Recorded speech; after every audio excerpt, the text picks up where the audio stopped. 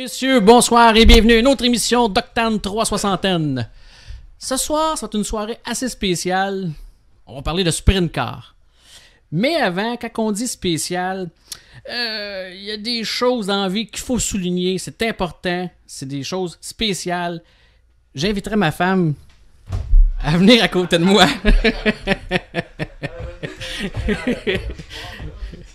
Ça prend sa chaise là ici. Ouais, vas-y, le bord de lit. Inattendu, hein? Oui. Tu peux mettre les écouteurs si tu veux. Puis t'approcher près du micro. Nathalie, tu t'attendais pas à ça, hein? Non, pas tout. Ben, on surpris, toute la gang est là, hein, de l'émission, juste avant nous autres, l'entraque. Moi, ma gang, c'est moi, puis les autres sont partis, ils devaient retourner à Québec. J'ai parlé quelque chose à Steve la semaine passée, puis j'ai dit, nous autres, on se ramasse à Sorel à toutes les semaines, pour faire nos émissions de télévision, pour on est reçus comme des rois, ici, d'abord dans un studio absolument extraordinaire, mais en plus, fait chaud, hein? Attends, c'est pas fini. Puis genre, en plus, on se ramasse avec un verre de vin, puis tout ça, puis elle nous met un verre de vin dans les mains. Il y a tout le temps une femme derrière le succès de quelqu'un, hein? Puis on a du succès avec 360, on regarde toute la gang qui est ici. Puis derrière le succès de 360, il y a une femme, c'est Nathalie. Et par après, quand j'ai commencé à parler de ça, il m'a dit qu'en plus, c'est ton anniversaire demain. Oui. J'ai promis que je parlerais pas d'âge, parce qu'on dit pas ça.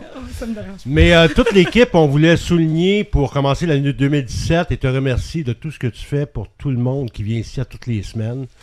Ma chère Nathalie, on voudrait te présenter un petit bouquet.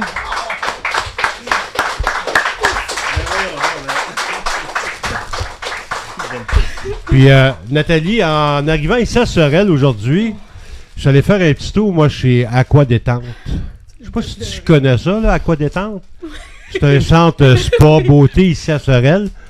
Puis au nom de l'équipe des 3 émissions, on est allé chercher un beau certificat cadeau. Tu vas pouvoir prendre une journée pour toi, pour te faire gâter toi-même un petit peu.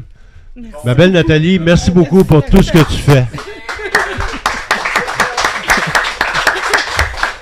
Merci Nathalie, t'es incroyable, puis longue vie à 360 Nitro, puis longue vie à Nathalie, merci de tout ce que tu fais. Tu comprends pourquoi mon homme, je voulais que la pizza sorte plus bonne.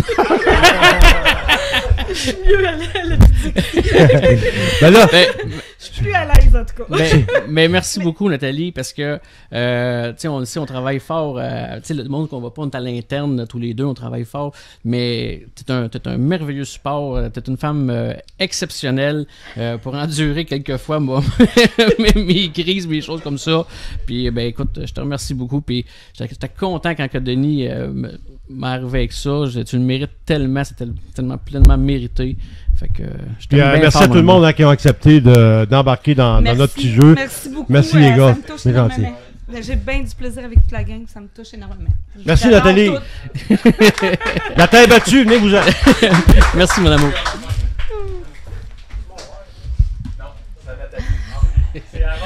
On va aller une pause en attendant. Au retour avec les gars de Sprint Car. Merci.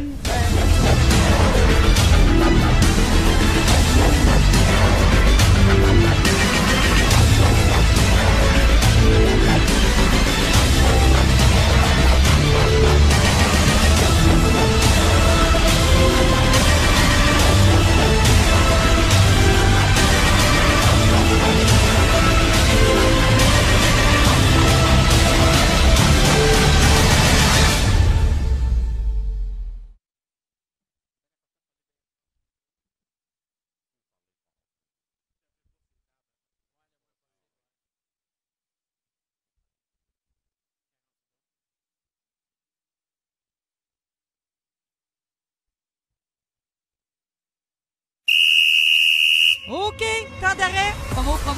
Promotion. Centre beauté magique. Achetez 2 produits pour homme, ref ou faites pas, et obtenez 5 $ de rabais. Ton ordinateur est lent? T'es écœuré qui plante? T'as plein de virus? Ben va chez OrdiPlus. OrdiPlus, votre réparateur informatique.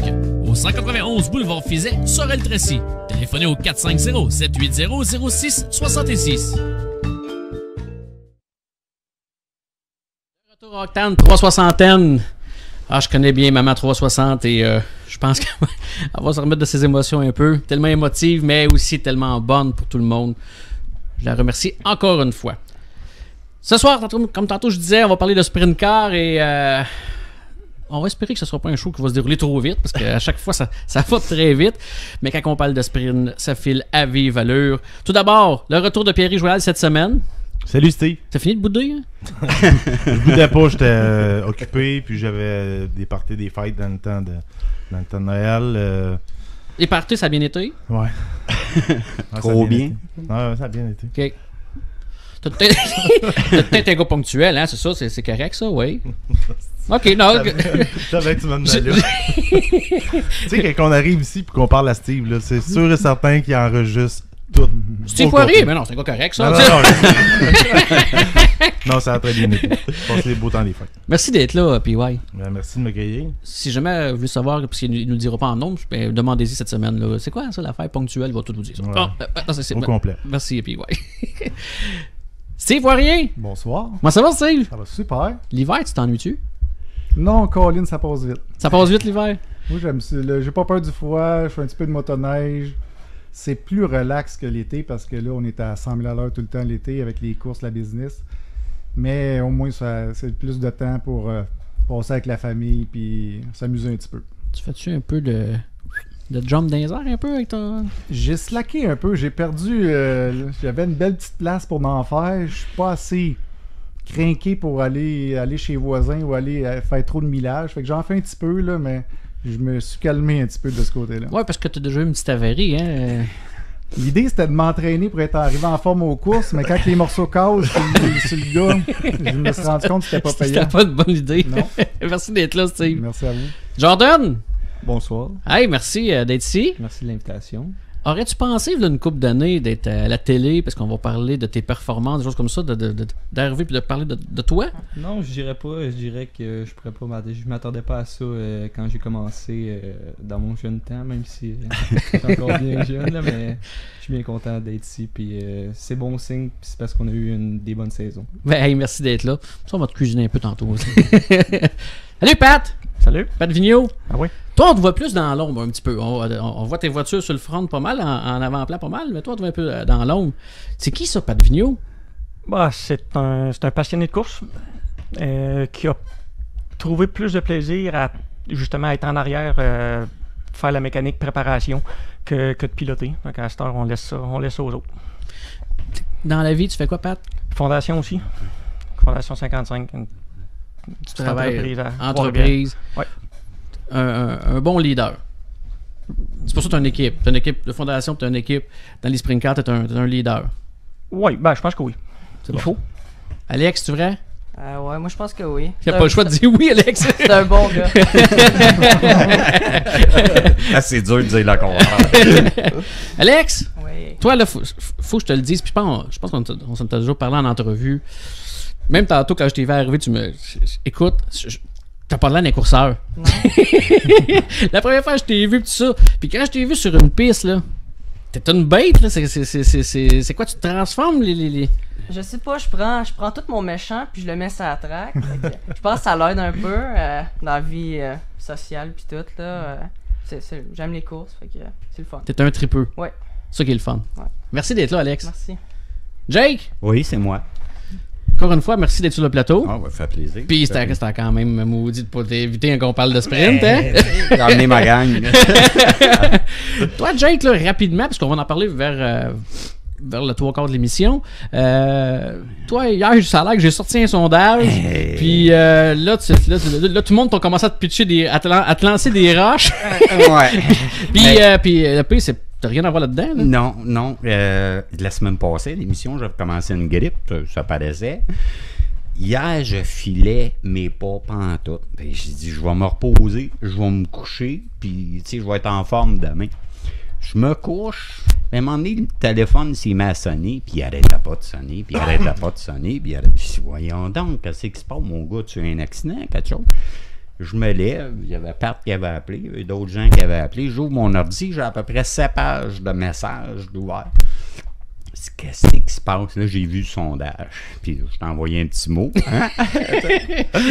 Ben, j'ai reçu des messages aussi qui disaient ça doit être Jake. Pas du tout. Non, je vous garantis, j'avais rien à faire avec ça. Je m'occupais de ma grippe. Je voulais qu'elle passe. Puis on m'a aidé à. Mais tu étais content du sondage quand même. Oui. Non, j'ai trouvé ça génial. Puis je fais partie de la minorité qui ont dit non. Tu sais, moi, j'ai répondu non au 360, oui au crête. Puis, je suis très surpris des... Ben, on va en parler du résultat plus tard. On va voir si vraiment c'est une minorité, ce que tu dis, mais on regardera ça. OK. Hey, merci, Jake. Juste avant de continuer avec les invités, je voudrais remercier les commanditaires, justement, qui sont... les partenaires, pardon, qui sont avec nous pour nous aider à avoir une émission de plus en plus grande. Lucosoil, qui est notre partenaire majeur de l'émission Octane 360 et 360 motorisé Lucosoil. Remorquage JMS avec Stéphane et Jean-Marc Pinard, les spécialistes du remorquage et de mécanique générale. Également, merci à Yannick Mathieu des aciers Rigifab. Et également, merci à Cartier Chevrolet et à Esmail Léveillé de croire en nous. Et comme ça s'en vient comme une coutume à chaque semaine, on va essayer de partir la petite musique The Price is Right. Petite... Chez Chevrolet Cartier, on ne fait pas les choses à moitié. Voici la Camaro Coupé SS 2016. Le prix du fabricant suggéré est de 61 195 $. Rabais de Chevrolet Cartier est de 9 195 $. Donc le prix de vente est de 52 000 $. Allez, faites vite, c'est la dernière en stock. Voilà pour la séduisante Camaro Coupé SS 2016 de Chevrolet Cartier. Encore une fois, merci beaucoup les partenaires de croire en nous. Voilà. Ça te donne le goût d'en acheter une? Deux. Une pour le dimanche. Ben ça, c'était la Corvette la semaine passée aussi. Ça, ça pas pire. Steve Poirier. Oui. Encore une fois, Steve, une grosse saison. La saison 2016, elle a été vraiment bonne. On dirait que tu ne tentes pas de cumuler succès, ça se peut-tu? Ça, c'est sûr qu'une fois que tu l'as eu, c'est dur de se... T'en veux tout le temps plus. Même si rendu au point que je suis là, tu sais, je fais ça pour m'amuser, mais il reste que ce qu'on a accompli, on veut tout le temps faire au moins aussi bien. On surfe un peu sur ce qui arrive, puis ça, en 2016, ça a été vraiment bon. Tu fais ça pour t'amuser, mais ça va être grave, hein, tu fais ça pour le vrai. J'ai passé l'idée d'essayer de faire ça sérieusement en voulant dire d'être bien mindé à des objectifs parce qu'il reste que c'est un hobby. Quand j'ai voulu le faire trop sérieux, j'ai eu moins de succès. Fait que je me suis rendu compte que j'avais plus de succès quand je faisais ça en m'amusant, même si il faut faire ça, faut être méthodique puis il faut travailler fort. C'est pas comme si c'était juste un passe-temps là, anodin, mais en tout cas, ça nous a bien réussi 2016. Y a-tu des pièges là-dedans? Parce qu'on fait bien des blagues là, entre sérieux puis je sais que tu fais ça quand même sérieux, mais quand tu cumules beaucoup de succès, est-ce qu'on devient plus, pas difficile, mais t'as plus le droit de finir 3 puis 4 puis... Avec le temps, c'est ça que je trouve peut-être un peu dur, c'est que j'ai comme un petit peu de pression, pas nécessairement du monde autour de moi, ni de mes commanditaires, mais sur moi-même, si je vais aux courses, je retourne à Fulton, puis je sais que j'ai gagné la dernière course, je sais que je serai pas content si je gagne pas. Ça veut dire que la barre est plus haute... ça devient dur de m'améliorer, mettons. La pression vient de toi-même, dans le fond. Ouais, c'est ça. C'est sûr. Puis avec, je m'en viens plus vieux, j'aime moins avoir de la pression. Fait que en me disant que j'y vais pour m'amuser, ça relâche un petit peu la pression, même si on est aux courses, là, tout le monde veut gagner. Ça paraît-tu l'âge, tu sais, ça fait combien de temps que tu es en sprint? 11 ans. Ça fait 11 ans. 11 ans. Ouais. Est-ce que ça paraît l'âge ou non? Ça paraît... Ben, pas physiquement, je m'arrange pas si mal. L'expérience que j'ai acquis, c'est sûr que c'est bon. Je pense que je suis capable de prendre des bonnes décisions aux courses, mais il reste que toute cette pression-là, avec le temps, ça te tente moins de n'avoir, mettons. Ça paraît parce que en tout cas, moi, ça fait longtemps que je vous suis, puis quand tu regardes d'un puits, moi, je regarde il y a, mettons, 11, 10, 9 ans, pas mal moins stressé aujourd'hui que tu l'étais à tes débuts, puis tu te charges beaucoup moins que tu te cherchais. On dirait que c'est un peu normal. Des gars comme Wayne Gretzky au hockey disaient amusez-vous, vous allez avoir du succès. La même affaire aux courses. Là. Si t'as pas de fun puis tu te bats toute la semaine, t'arrives à la fin de semaine, tu vas te battre avec le char encore. Là. Mais si t'as pas de fun, t'auras pas de succès. C'est sûr que le temps permet d'avoir appris sur nous-mêmes. Ben moi, j'ai réussi à apprendre. On a réussi à apprendre des setups, s'améliorer techniquement. Puis avec nos équipements, mais sur moi-même aussi, ça permet d'apprendre. C'est pas pour rien que dans la vie, on évolue. Puis, on vient meilleur en vieillissant, ça a l'air. En tout cas, tu as bien évolué parce que tu as 79 victoires en carrière. Tu en as 62 avec les Empire Super Sprint. Tu as 7 championnats ISS. Tu as fait 11 saisons complètes en sprint. Puis cette année, tu as 13 victoires. Ouais, ça a été... C'est au-delà.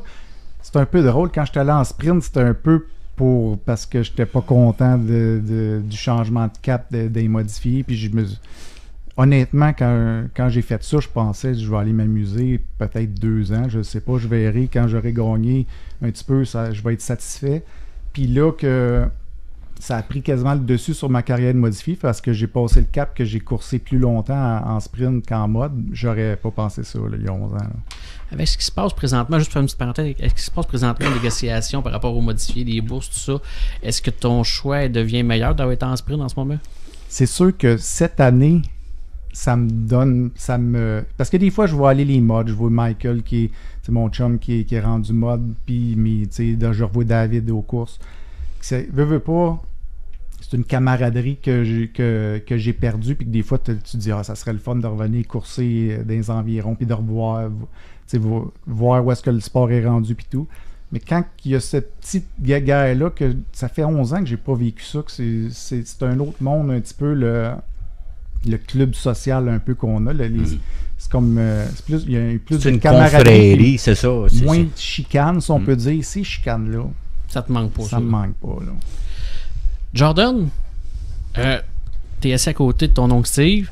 Et toi, parce qu'on parle de performance, pour toi, est-ce que c'est des gros souliers à chausser, le nom de Poirier? Je dirais pas que c'est des gros souliers. Je dirais plutôt que c'est de quoi qui me pousse à m'aider plus loin. Je sais que j'ai une voiture qui, quand j'embarque dans un sprint, peut aller en première place. Fait que je dirais que c'est une motivation pour moi de pousser plus loin puis d'essayer de suivre les traces, même de le battre. C'est sûrement un petit plus, un petit vlog quand j'ai adapté dans le je dirais que c'est que t'as fait une bonne job puis que tu vas avoir un steering la semaine prochaine. Parle-moi de la fois à Mohawk. Ouais, à Mohawk, ça a été, je dirais, la plus belle soirée de cette saison quand on a fini 3e.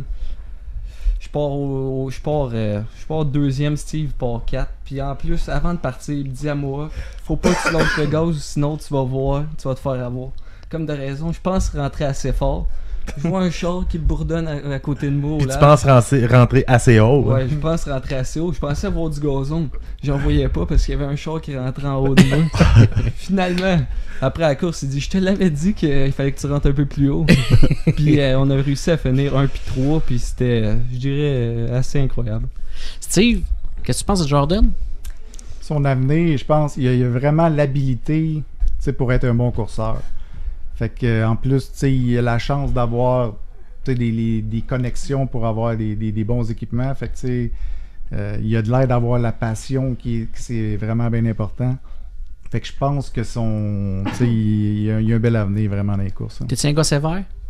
Moi, quand même assez. Exigeant peut-être, plus que sévère. Ouais, c'est ça, pas sévère. Non, mais dans le sens... Mais exigeant, je pense qu'on peut dire. T'es capable de lui dire ça... C'est comme ça, il faut que ça fonctionne. Ouais, non, on a des standards hauts. On veut pas qu'il y ait qui se blesse, qui arrive d'accidents malencontreux. Fait que faut être méthodique puis il faut bien s'occuper de son affaire. Ce que j'aime, c'est d'un, il y a le meilleur coach qu'il peut pas avoir. 2, il a des très bonnes voitures. Vous avez Kevin dans votre coin, ton expérience de course, tout. Mais en piste, il sert de ça. Moi, je l'ai vu courser cet été. La seule fois que je l'ai vu faire une erreur, c'était je pense à Cornwall là, avec les Patriotes. C'est tout ça?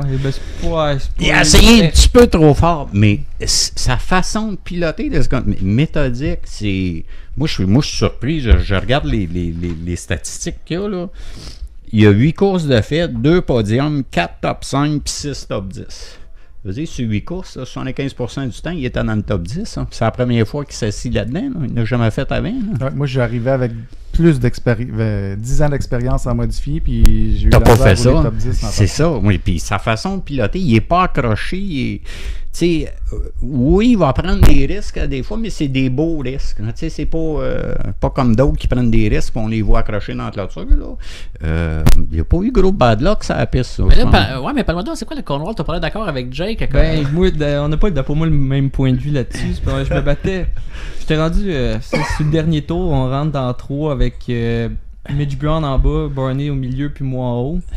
Je dirais que j'ai été plus victime de les 3, on voulait finir en 2e position parce que Mitch Brown saute en bas de Barney, Barney se fait surprendre, monte en haut, puis il était pogné dans le milieu. Heureusement, il n'y a pas eu de dégâts, mais les courses sont comme ils sont. C'est ça. Mais c'était une belle course. Ouais, ces deux-là en piste, j'ai regardé aller, puis écoute, même lui, Ben justement, on arrive là parce que ça aussi, parce que tantôt, quand je faisais allusion, je disais, quand on te regarde, t'as pas de là d'un pilote automobile, mais quand on le voit sur la piste, avec Jordan, vous avez fighté souvent ensemble. On vous suit depuis 2014 jusqu'à aujourd'hui. Alex, tu tripes-tu quand tu courses avec Jordan, quand vous êtes ensemble? Ben, d'habitude, on course on est clean ensemble, puis j'aime bien courser avec Jordan, là. C'est un bon pilote. On a tous les deux de la bonne équipement, puis moi, j'aime bien courser avec Jordan, vraiment. Là. Je dirais qu'on sait tous les deux quoi faire, on sait quoi faire pour pas s'accrocher, fait qu'on tu gardes ta ligne, on s'est tout le temps fait dire, tu vas pas changer de ligne vite, tu vas te faire accrocher, fait que je dirais que les deux, on a été préparés depuis longtemps, depuis qu'on a commencé en slingshot, tu gardes ta ligne pour aller... Pat, toi, quand tu regardes Alex, pensais-tu vraiment qu'il y avait ce cran-là? Ça a pris un demi-tour à Can-Am quand on était allé pratiquer, puis je savais que j'étais dans le trouble. Mais au départ, quand tu l'as vu la première fois embarquer là-dedans, est-ce que tu étais inquiet? Tu sais, on est protecteurs, les pères, des fois. Là. Non, c'est pas si pire. Non, là-dessus, j'ai pas... à chaque fois m'attendre, j'ai passé par là. Ça fait longtemps que je vais aux courses. Pas assez, j'ai peut-être commencé trop tard un petit peu, mais ça, c'est on avait... Des circonstances. Les circonstances font que c'est ça.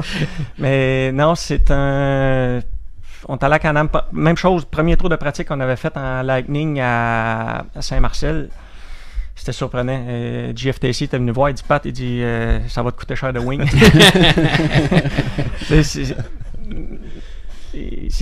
Comme Jordan disait aussi, là, ça fait longtemps qu'on était préparés, autant Jordan avec Steve.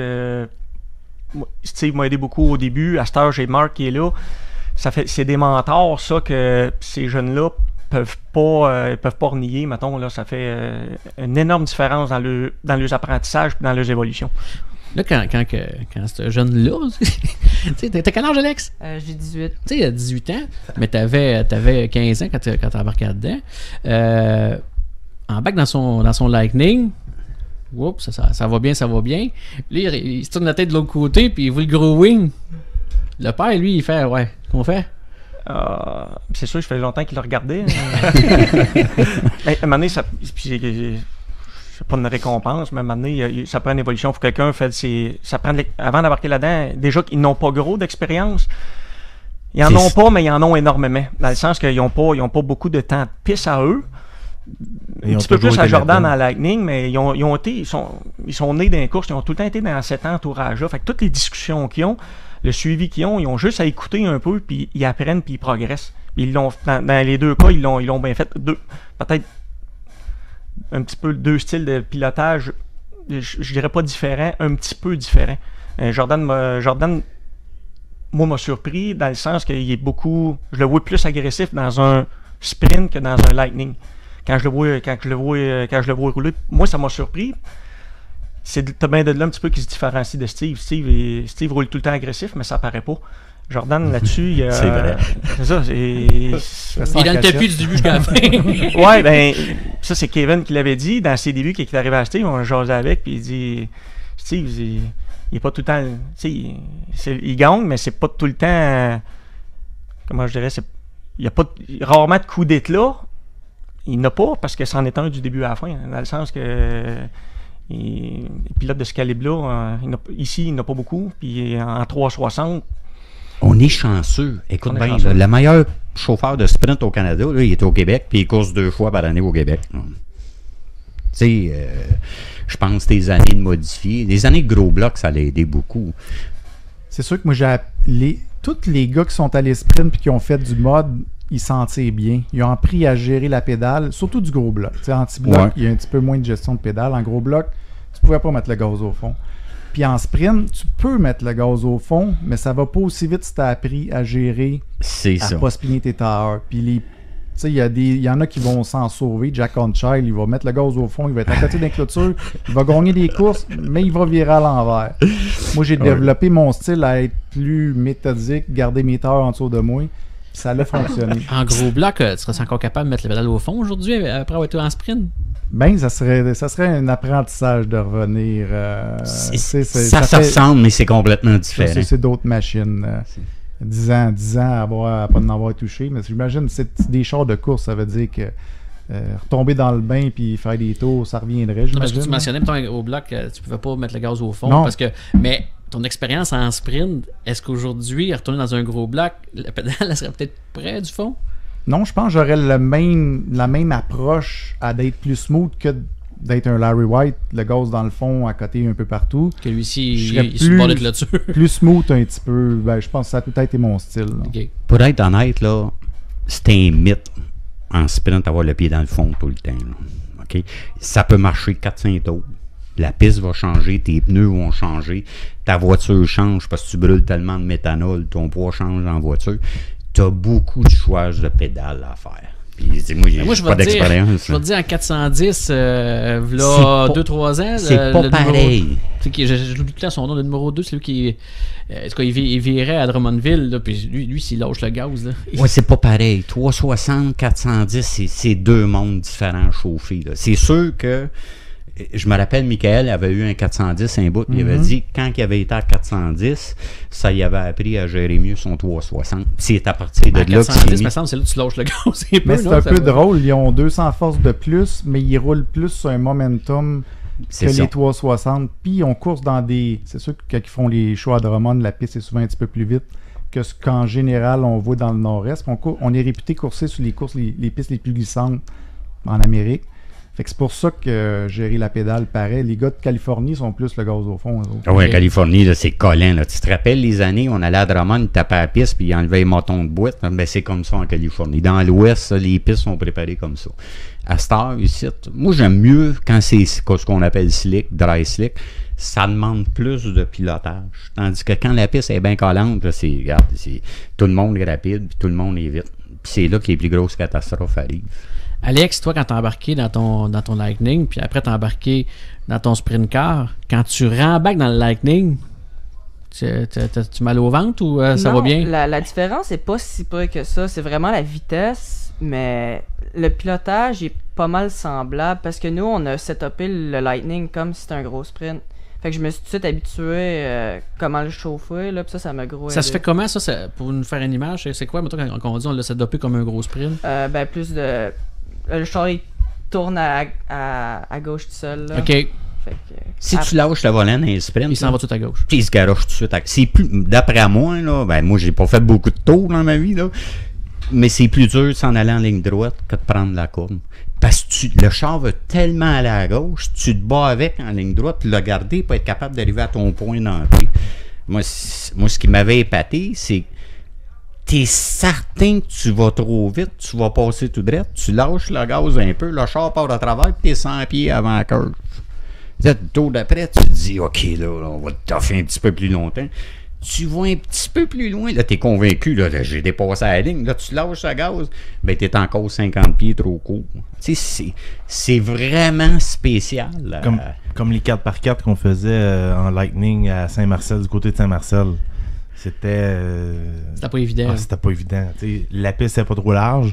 Souvent, il fallait se barrer la main sur le volant pour pas qu'ils veulent s'en aller à gauche parce que C'était... Quand on partait avec la caméra, là, une couple d'années, ce qu'on fait moins, là, on allait sur la piste, quand c'était les modifiés, on pouvait se mettre entre les deux, puis les chars pour chaque côté, puis quand c'était les sprint cars, oublie ça, là. On nous sortait de la piste. Hey, on s'arrête pour une pause. Juste avant la pause, justement, on a un petit montage photo de la famille Poirier et Vigneault en piste. On va aller vous montrer ça à l'instant. Et aussi, tout de suite après, on s'en va voir une vidéo de toi, Steve, en 2007, parce qu'on a fait une entrevue avec Jake Langlois. Là, 10 ans. Moi, tu fais gris. On voit que ça a changé beaucoup. Puis moi, j'en avais plus. On revient après la pause.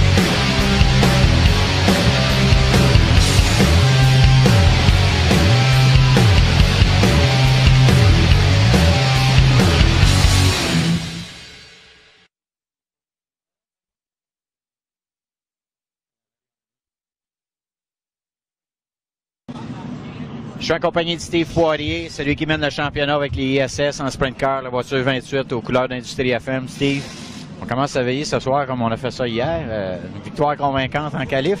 Ouais, c'est ça. J'ai pas touché à l'auto depuis hier. Même setup du début à la fin hier. Puis encore là, puis ça fonctionne. Fait que on va profiter. L'auto, ça faisait une couple de semaines, je l'avais pas sorti. Puis là, elle est vraiment bonne.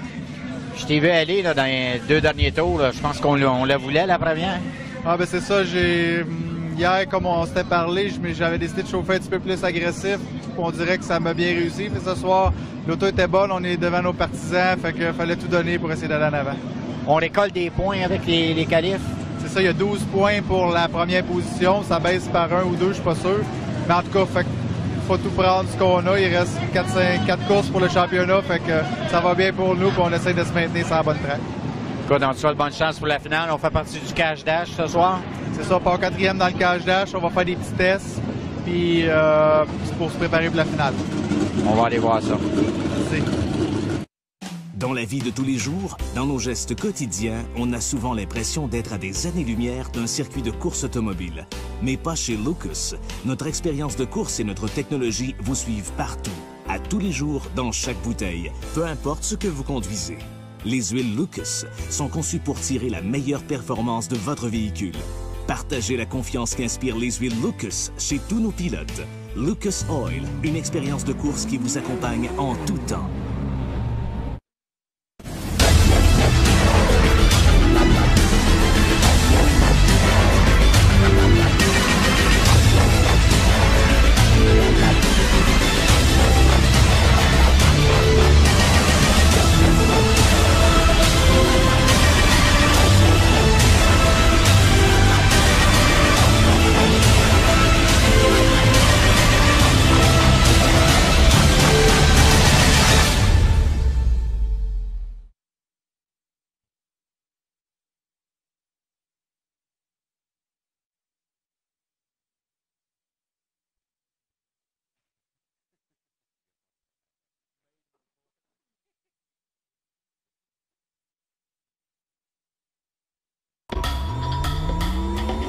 il y a une fine couche d'huile qui protège votre moteur. La friction et la chaleur entraînent le claquage thermique de l'huile à moteur, diminuant la protection du moteur et de ses composantes.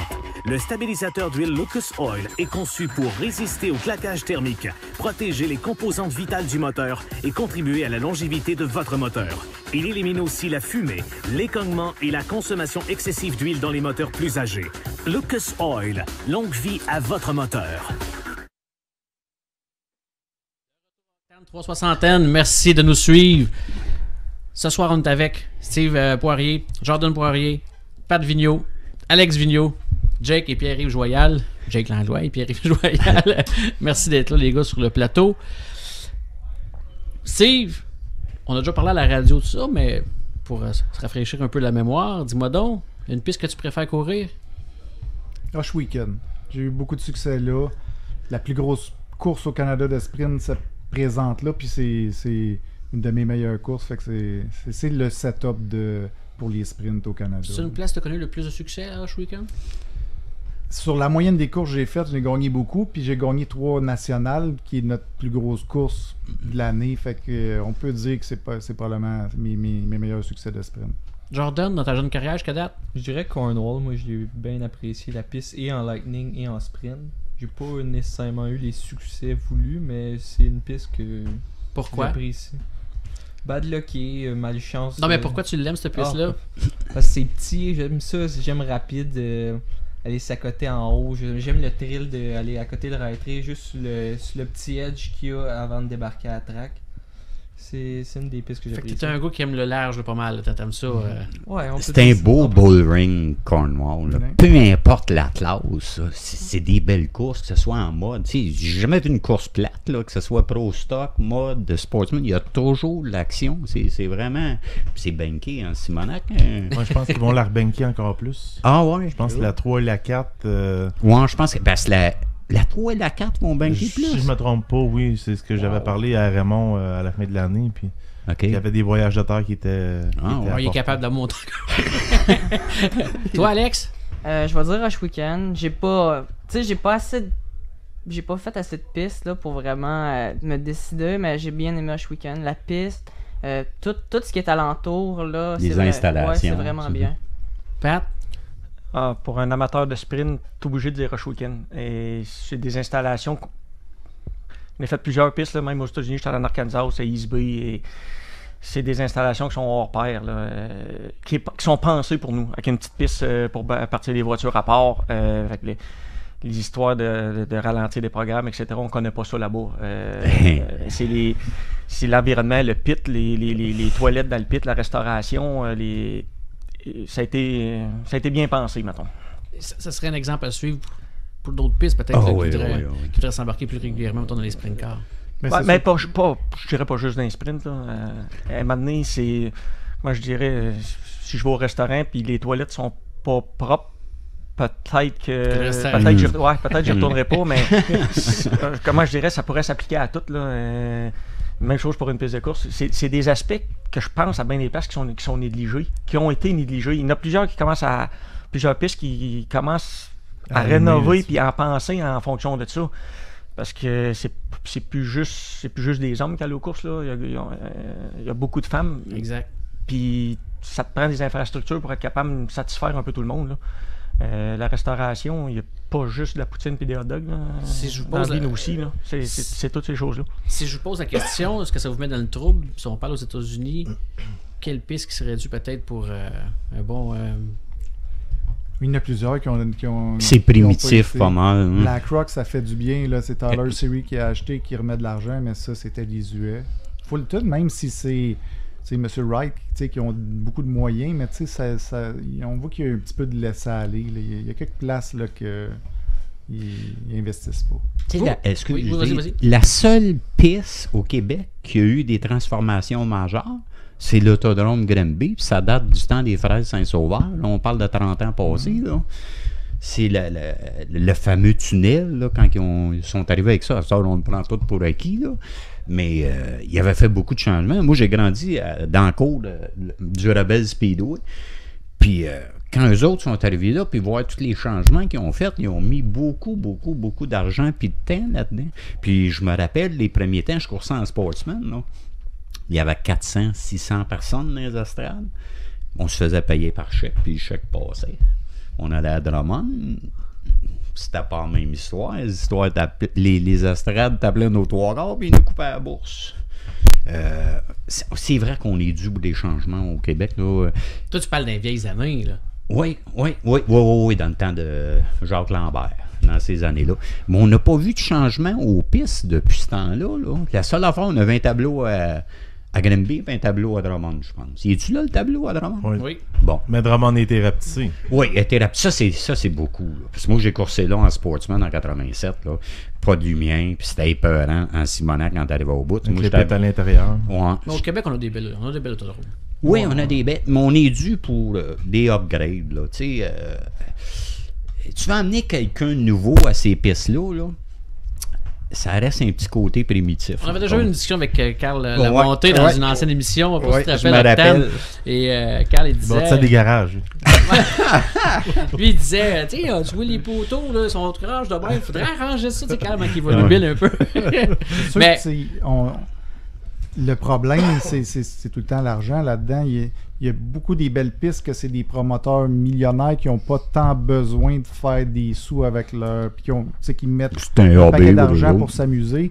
C'est pas de l'argent qui revient à tes poches. On sait que ce milieu-là n'est pas si facile. Là, si tu regardes ce que tu vas investir et ce que tu vas rapporter, les businessmen, ils savent que c'est pas facile. Weed Sport est un bel exemple. Oui. Mais ce qu'ils ont fait là est extraordinaire. Là. La restauration, les estrades, la configuration de la piste n'a pas changé, mais les murs, l'éclairage, ça, c'est d'une classe à part. Là. Mais c'est pas un retour d'argent direct dans tes poches. C'est quelqu'un qui a investi, mettons, non. Fait c'est du long terme. Ben, tu me mets là, puis tu mets le feu après. Puis, ouais, c'est quelqu'un qui pouvait se le permettre, qui est peut-être même milliardaire, mais qui a mis des millions là, puis qui se dit qu'il a une fierté. Puis peut-être que Mohawk aussi. Mohawk a changé beaucoup depuis du temps de Frogtown, là, quand ça s'appelait Frogtown. Est-ce que je me trompe, mais depuis qu'ils ont mis énormément d'argent sur cette piste-là, ça marche plus? Ah, ben, me semble que ça va bien. Mohawk, moi, quand on y allait, les estrades, moi, j'ai amené du monde qui avait peur de retourner, il avait peur de monter les estrades. Là, c'est quand même, c'est pas gênant d'amener du monde. C'est vraiment pas gênant. Nous autres, c'est une piste qu'on essaye, on ne vient pas souvent proche, fait qu'on essaye quand j'ai du monde proche, c'est une belle place là, à les proposer. Ah oui, c'est des belles infrastructures à cette heure, ça a beaucoup changé. C'est juste que le monde arrive tard. Le vendredi à Mohawk, le monde arrive tard. Le monde est à 7h30, il y a encore du monde qui arrive bien tranquillement, 8h, mais c'est des infrastructures vraiment de toute beauté. Ça a changé. Là, tantôt, pendant qu'on était à la pause, il y en a qui vous écrivaient en anglais, il y a beaucoup d'anglophones qui vous suivent. T'aurais un message à lancer? Ah, ben, pas vraiment, là, mais to all you English speakers, I just want to say hey, what's up? Yeah, I know Dean is listening. I think Chuck sent you, Chuck, and a lot of guys are listening. So, guys, thanks for being there. Fait que Jake, il dit qu'il va nous faire un chèque de 500 000 $ à la fin. Sorry. Alex, oui. Cette année, on t'a moins vu un petit peu. C'est quoi la raison? Tu veux dire... En Lagny, on t'a vu un petit peu, mais pas beaucoup. Ben, j'étais supposé de commencer l'année puis faire toutes les courses. Puis, tu sais, vers la moitié de... voyons... Dis-le en anglais. Non. Ça serait plus facile, mais vers le milieu de l'année, on a décidé qu'on voulait se focusser un peu sur le gros sprint parce que on avait plus de fun, on l'avait essayé, puis on a bien aimé ça. Les plans cette année, c'est quoi? Comment tu t'enlignes? Ben, ça... On travaille là-dessus. Faut que je demande à ton père. C'est ça, ouais, pas mal. Pat, les plans cette année? On veut se concentrer sur le championnat de la recrue de l'année. C'est de quoi qui peut être à notre portée.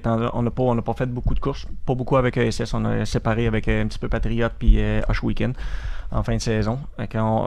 On s'enligne. Ce qu'on veut, c'est de faire la majorité des courses full point ESS. Avec Alex. On sait qu'il va y avoir des soirs qui vont être un petit peu plus tough parce que je vais avoir 2 voitures. Marc va être là. Oui. Le calendrier ESS n'est pas sorti. Il reste des pas finales. On a des brides ici et là, mais pas assez pour se faire une idée. On devrait compléter notre cédule moi puis Marc à East Bay, fin février. À partir de là, on va savoir un petit peu. Lucie, de son côté, va savoir où ses engagements parce que il a sa voiture à lui qui pilote une fois de temps en temps à 410. Et le 360, il appartient à quelqu'un d'autre qui le chauffe, c'est lui qui l'entretient. Puis il y a une ride en USAC en Silver Crown. Ça, c'est une belle nouvelle. Là. Malcolm Lane, qui a été longtemps impliqué. C'est un gars qui a coursé longtemps avec les ISS, beaucoup de victoires. Puis, je pense c'est une légende. Ah oui, c'est une légende. Puis un super de bon monsieur. Là. Si vous avez jamais rencontré Malcolm Lane, là, c'est super de bon gars. Toujours souriant. J'aime ça quand ça brassait. Tu vois ça drôle. Marc, vas-tu descendre courir ici? Je le souhaite. Lui, s'il le souhaite de son côté, il y a toujours l'histoire de Selins Grove qui est un petit peu un os là, un os dans le ballonnet, si on pourrait dire, là, parce que c'est son propriétaire d'équipe qui est aussi... propriétaire de la piste, là-bas. La piste appartient... c'est une autre entité à qui la piste appartient. Ils sont 5-6 gars qui se sont réunis pour le promouvoir et s'en occuper. Dont Mike Effner qui fait courir Greg Ognet. Puis, lui... à titre, il s'investit là-dedans, il souhaite que Mark celle-là, parce que pour lui c'est bon. Mark juge que ça ne l'est pas parce qu'il n'y a rien à prouver là-bas. Il y a des pistes qui sont longues. Et les pistes à Pennsylvanie, là, le monde parle de Williams Grove, le National Open, c'est des courses qui sont. Faut que tu vois une fois dans ta vie. Mais pour y avoir été une couple de fois, j'ai fait courir ma voiture là cette année. C'est un peu ennuyant. c'est pas les pistes qui sont les plus c'est des pistes bien collantes comparées à nous autres, je pense. Hein? Non, ça a changé cette année. Ça a changé? À date, toutes les shows de 410 qu'on avait vus à Williams Grove, c'était sa poussière, puis ça prenait du rubber, me semble, presque en pratique. Là. Williams Grove, les gars courent ça régulièrement à 410, là, c'est 2 sets de tailleur en arrière. Là. Tu passes pas à côté de ça. Là. Des pistes qui sont hyper rapides, pas beaucoup de dépassements parce que c'est trop vite. C'est où, Pat, que tu étais allé, je pense, le samedi soir avec Marc puis Alex. Puis le lendemain, tu avais couru à Cornwall. Puis tu avais débarqué la voiture que Marc s'était servi. Puis elle était comme toute orange. Ouais. C'est-tu Williams Grove? C'était Susquehanna? Non, Williams Grove. Je pense que c'était Port, c'était Port Royal. Ouais. La voiture là était orange. Orange au complet, toute égale. C'était toute beauté. C'est caractéristique à terre qui est en Pennsylvanie. Mais Steve le disait tantôt, on est réputé pour avoir les pistes les plus glissantes en Amérique du Nord. Puis c'est vrai, le Nord-Est, ce qui est l'État de New York, mais les autres pistes sont glissantes, mais c'est pas le même glissant. Ils vont tomber une piste slick, mais ils sont capables de garder de la vitesse quand même si pour eux autres c'est glissant. Mais ils arrivent avec nous autres, sont perdus un peu. Les bons réussissent à s'adapter assez vite. C'est une caractéristique de la terre rouge, le fait qu'ils gardent l'adhérence mais qu'il y a de l'air slick. Peut-être. Ça vient quand même poussiéreux. C'est possible. Je vais juste arrêter 30 secondes. Juste avertir les gens qui nous écoutent sur Facebook en direct. Facebook a une limitation de temps. Si vous voulez nous poursuivre, nous voir, juste aller sur le site 363.tv ou .com, puis vous allez pouvoir continuer la diffusion. Excusez-moi de vous avoir interrompu. Vas-y, Marc. Ah, c'est ça. Pat. Marc. Pat, j'ai dit Marc, ouais. Les grandes bottines à chauffer. Il y a une caractéristique. La terre rouge, il l'avait essayé je pense que c'était Weedsport qui avait essayé à m'importer de la terre, puis ça a duré un soir, ils se sont débarrassés de ça. Susquehanna a mis énormément d'argent dans leurs infrastructures, puis là, ils viennent de trouver un filon de terre rouge, puis ils sont bien contents de ça. Mais ça marche pour eux autres. Lave ton char le lendemain, sinon il va être taché.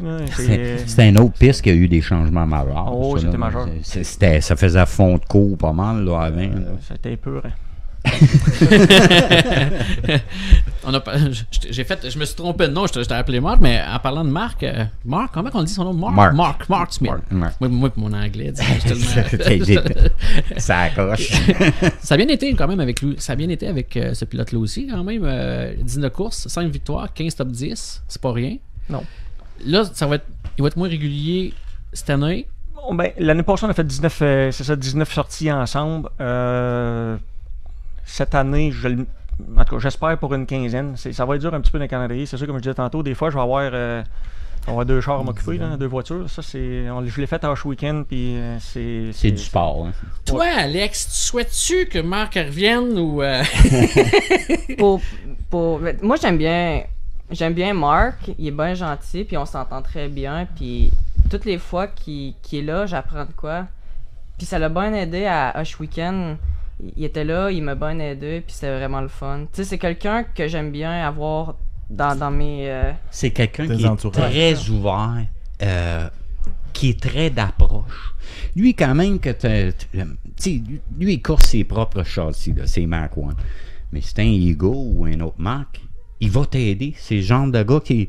il est toujours là pour t'aider, il va te donner des conseils, puis... regarde, c'est un gars, il est vraiment surprenant. Ça a été le fun à Hush Weekend. C'est notre plus grosse course de l'année. Puis 60, 70 chars, 75 chars là. Puis Alex réussit à qualifier par son hit. Puis Mark, ça s'est moins bien placé dans son hit. Il se ramasse dans le B-main. C'est le monde à l'envers. Là, tu vas le voir, tu dis, écoute...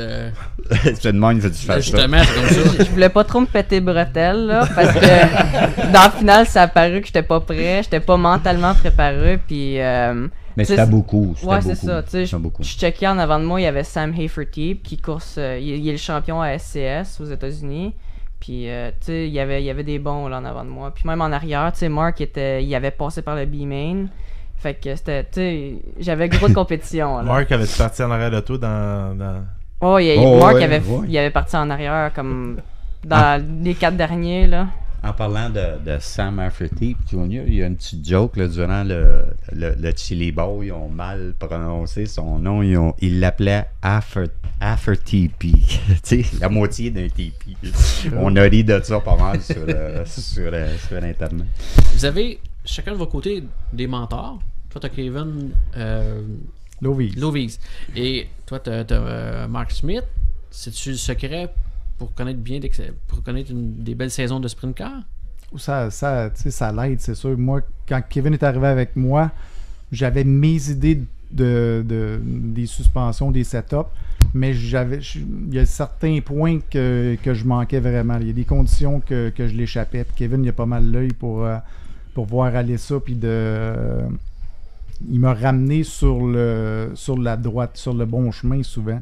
Puis on fait une bonne équipe ensemble. C'est tout ça veut dire j'ai pu y amener des bonnes choses. Il m'a amené vraiment beaucoup de son côté. Pour ceux qui ne connaissent pas là, Kevin Lovies, il était crew chief avec des équipes en haute-là. Il est allé en Australie. Les gars le font monter en Australie puis s'occupent de leur champ. Écoute, le petit gars, là, ça fait longtemps qu'il joue avec ça. Puis, il a fait juste ça. Oui, c'est une balle. Dans ce domaine-là, il connaît ça. Il est dur à battre. Parce qu'on voit souvent Jessica Zemkin aussi qui avait eu un bon mentor. Elle a eu ses bonnes années aussi. C'était Kevin. C'était Kevin. Ça fait que c'est important quand même d'avoir de ce genre. Oui, mais avec Michael Parent aussi, les années... Doug Emery. Les dernières années qu'il y avait un mentor. C'est vrai. On l'a vu évoluer, là, vraiment, c'était... Encore là, Doug Emery, c'est quelqu'un qui est sous-estimé pas mal, parce que c'est un gars que j'ai jamais vu sa voiture mal préparée, puis j'ai jamais vu quelqu'un pas avoir de succès avec sa voiture. C'est vrai que tout le monde... Dernièrement, il va avec Mike Maroney, puis là, ils ont commencé l'année passée à rouler dans les 5 premiers. Ils ont monté Friesen. Avec Friesen, ils ont eu vraiment du succès. Ouais. Et c'est qui? Brandon Kidd, c'est-tu? Ouais, lui, c'est un nouveau, il fait qu'il apprenait, mais Sean Donnett, quand il a commencé à Sean Donnett, c'est Doug Emery. Sean a bien été quand il était avec Doug. Quand il a eu son propre équipement, là, ça a apparu. Là, il y a déboulé un petit peu. Jordan, mettons qu'on bouche nos oreilles. Mettons t'embarques dans un sprint car ou un Lightning, OK? On bouche nos oreilles pour pas entendre le son du moteur. C'est quel qui va le plus vite? Je dirais clairement le sprint, là, mais parce que, mettons, là, pour donner une idée, le coin à Granby, mettons, dans le Lightning, tu as sûrement le temps à ce que tu vas manger lundi, mardi, mercredi, jeudi jusqu'à dimanche. Dans le sprint, tu vas sortir de la 2, puis tu vas être rendu dans la 3, puis t'as pas tant de temps que ça à penser à faire ton move. Fait que je dirais que c'est de quoi qui est bien différent les deux. Moi, j'adore passer du sprint au Lightning parce qu'après ça, C'est pas juste une histoire de son, parce que je faisais exprès de Non, dire... il y a quand le son, mais la vibration que tu sens dans le char, c'est débile. Parce que des fois, on peut penser que le son fait que la voiture va plus vite, mais... Moi, je dirais qu'on n'entend pas tant que ça. Tu sais, t'entends... Le son, tu te concentres, mettons, à la sortie du coin pour pas spinner tes tires, mais dans le droit, c'est pas ça qui va te faire une différence sur ta vitesse. Si on prend sur une piste comme exemple Drummondville ou Granby, un Lightning en chronomètre, ça c'est quoi à peu près versus un... C'est une excellente question, je pourrais même pas... Une seconde et demie, peut-être plus que ça, quasiment 2 secondes. Un Lightning, règle générale, tu veux savoir si t'es sur ton setup un peu, tu checkes tes chronos de mode, puis il faut que tu ailles un petit peu plus vite les modes. Puis du sprint au Lightning, 1 seconde et demie. À Drummond, à Saint-Marcel, si la piste tombe glissante, je pourrais dire qu'il n'y a pas de différence. À certaines occasions, il y a des chronos qui ont été plus Saint-Marcel, vite. c'est pas plus rapide que le Lightning, non? Non.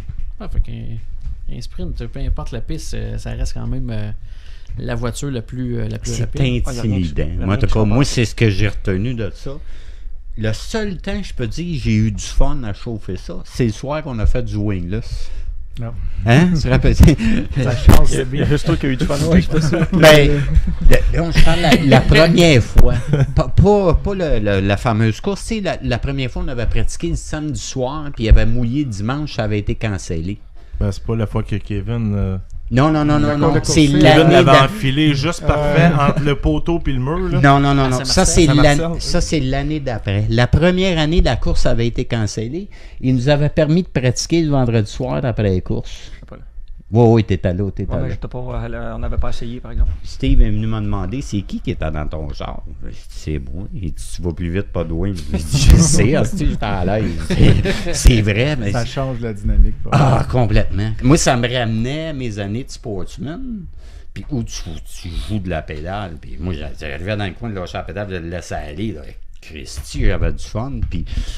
Tu te rappelles-tu le monsieur qu'on avait fait une entrevue, là, il était dans l'émission, on avait La Rock qui s'était trompés avec ça. Il est venu me voir dans les pits après, puis il avait les yeux gros de même, et il dit ça se peut pas, c'est pas toi qu'il faut faire ça, là. J'ai eu du fun.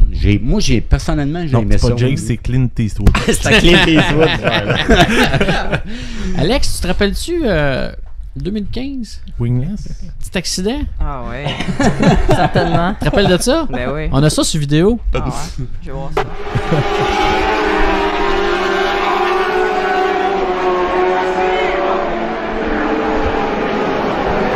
Un peu plus que tu te rendais au cinépark. Hein? Ils ont donné la course, il a fait plus de tour. On va même le revoir au ralenti. Mais toi, Steve, tu t'en souviens-tu de ça? Check bien ça. Si je m'en souviens. Moi, je m'en souviens, en tout cas. Moi aussi. Tu t'en souviens, Alex? Ouais.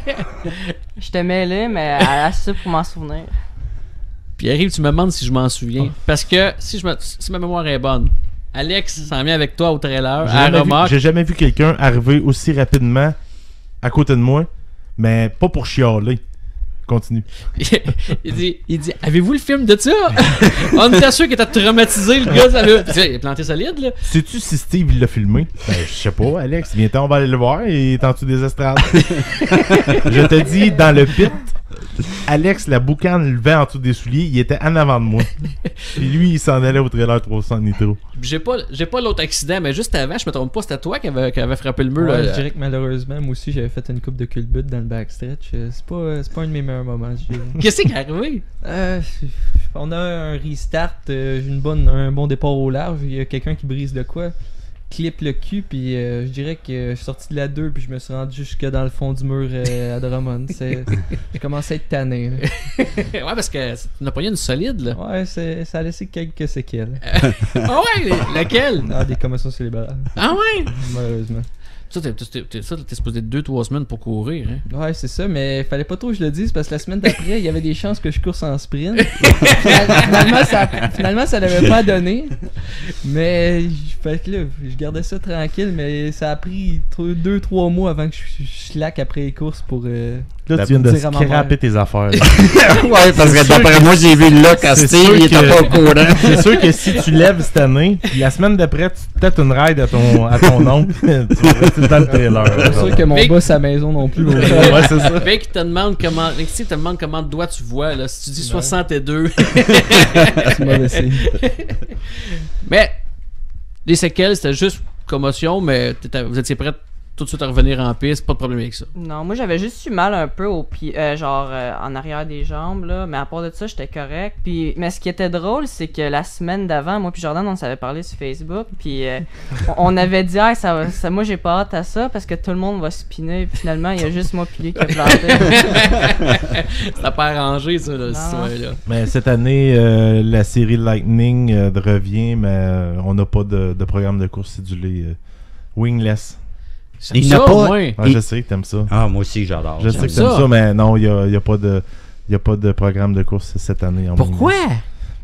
C'est les membres Pense aux qui votent. spectateurs. Non, mais c'est les membres qui votent. Puis c'est sûr et certain que la personne qui achète un sprint veut avoir un style de conduite avec aileron.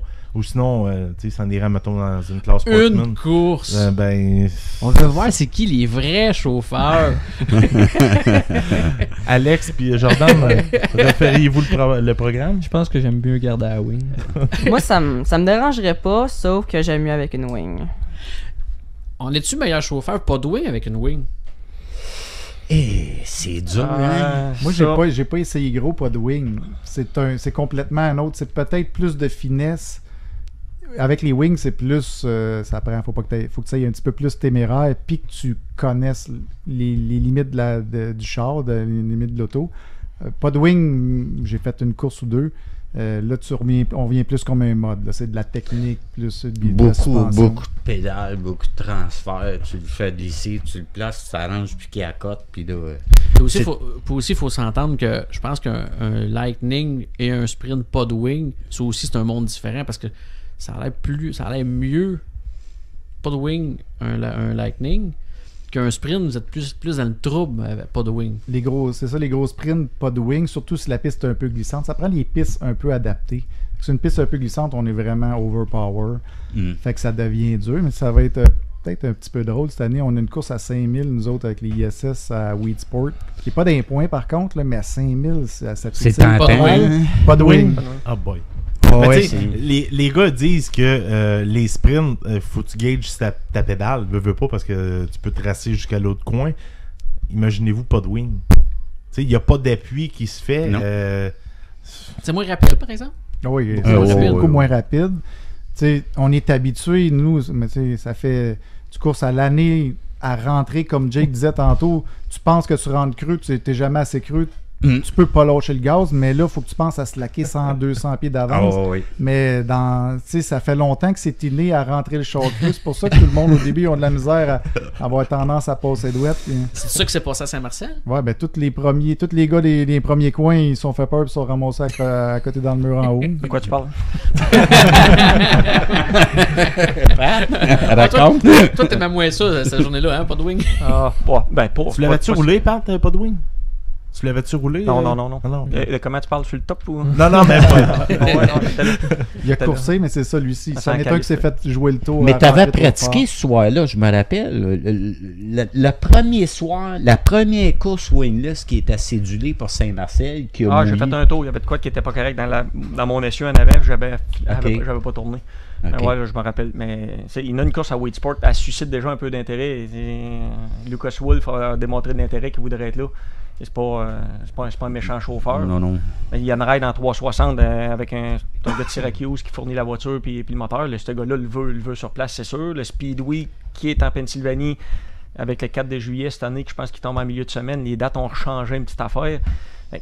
Mark Smith, serais-tu intéressé à aller faire cette course-là à Woodsport? Probablement qu'il va arriver la veille avec un essieu dans son... le seul changement qu'il y a... L'essieu en avant? Oui, c'est la seule chose. L'essieu en avant et les chocs en arrière qui vont chanter. Les inverses. Me semble que c'est ça. Là. Le tie-down est à droite au lieu d'être à gauche. Pas vraiment, je pense pas. Je pense pas qu'on change rien là-dessus. On va bien changer le rebond un peu, mais pas de là à virer le char à l'envers. On change l'essieu, les barres un peu, mais On va tomber avec des barres un peu comme Steve, je sais pas. On est pas mal à l'opposé dans nos setups. Là, mais c'est vrai, vous on n'a pas la même philosophie. Non, vous marchez complet. Toi, tu marches reverse, puis lui, il marche mou à gauche. Bon, en français, ça veut dire quoi, mettons, la différence? Steve, ses barres sont plus solides à droite. Non, à gauche. En arrière gauche, surtout. Ouais, c'est ça. Tu as dire mes secrets en nombre. Ouais, tu tiens un secret. C'est ça. À l'intérieur, ses barres sont plus solides qu'à l'extérieur. Tandis que Pat, son char, de la manière que Mark conduit, c'est plus mou à gauche. Ça, c'est quoi? C'est pour pour la sensation? Un feeling. C'est complet. C'est une autre philosophie, mettons. Il y a bien des manières d'arriver à ton but et à aller vite. Eux autres, ils ont développé avec des chars penchés un petit peu plus à gauche. Moi, je suis pas capable de chauffer des chars comme ça. Okay. Fait que, mais on a trouvé notre créneau avec non. Tu m'avais déjà expliqué en entrevue que la marge d'erreur en sprint est pas grande. Autrement dit, si vous vous trompez d'un setting, ça peut scraper ta soirée. Ça veut dire que c'est des chars bien pointilleux. Le range de setup, il est super large. Ça veut dire que c'est pour ça qu'on ne tune pas avec des demi-pouces de stagger, ou en tout cas. Rendu à la fin, on tune avec des demi-pouces de stagger. Mais il y a tellement d'affaires à faire pour mettre le char qui marche. Les barres, la wing, où est-ce qu'elle va être ajustée, ton spacing. Ça veut dire, mais après ça, si t'es off de ça, c'est pas chauffable. Faut que tu l'amènes dans la fenêtre à le mettre qui va vouloir garder sa gauche, driver en sortant du coin. Puis là, mais pour se rendre là, le range est plus large qu'un modifié, que c'est pas mal plus pointilleux. Ça veut dire que tu vas tuner avec 5 livres de wedge. Tu vas mettre ses balances, tu vas être plus fencé. Puis que là, tu vas te démarquer avec des petits ajustements, tandis que le sprint, ces petits ajustements-là, c'est juste une petite goutte d'eau parce que tu peux être complètement off. Oui, puis tu sais, si tu regardes un sprint, il n'y a pas grand-chose après ça. Okay? Au niveau d'ajustement, là. Mais toutes sont importants. Tu bouges un petit peu une place, tu vas juste déplacer ta roue un peu, à droite, en arrière, ça va faire toute la différence du monde. Je sais qu'il y en a que... Je sais que pour certaines pistes, vous jouez avec une roue qui est 6 pouces offset, une piste une autre piste, ça va être 5 pouces offset. Mais c'est tout. Juste ce qu'on appelle saper les tailleurs, les travailler, les couper. Juste ça fait beaucoup. Fait que, mais ça, c'est le cas en mode aussi énormément. C'est ça. Mais tu sais, le sprint, comme Steve disait, c'est un véhicule que tu peux pas te battre. Tu sais, j'ai jamais chauffé de mode, là, mais un gars peut s'entêter, essayer de trouver une façon de le rentrer dans le coin, mais le sprint, s'il veut pas tourner, t'es fait. Et bateau pas avec parce qu'il va gagner. C'est ça, tu vas te pétaler. C'est ça. Ah, parce que s'il tourne pas, il tourne pas. Puis c'est un genre de voiture que en course, il faut que tu aies confiance si tu veux que ça fonctionne, mais le sprint est bien un petit peu plus important. Fait que si la confiance n'est pas là, lâche le gaz. Ouais, mais puis là, ça c'est l'autre affaire. Si tu lâches le gaz, c'est une question de.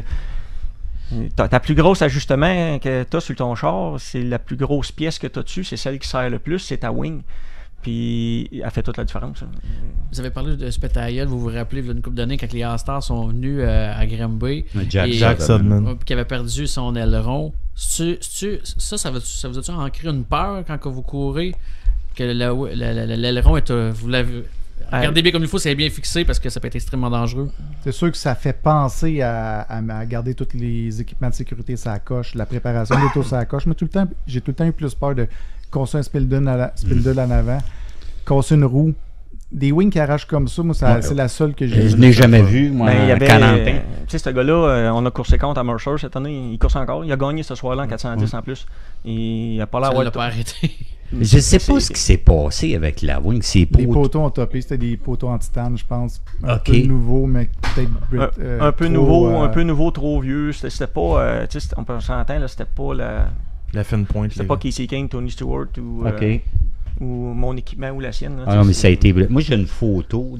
Je me rappelle plus qui a pris la photo, mais je sais que c'est un photographe à Granby. Juste, quand il a commencé la... Fiston l'a pris.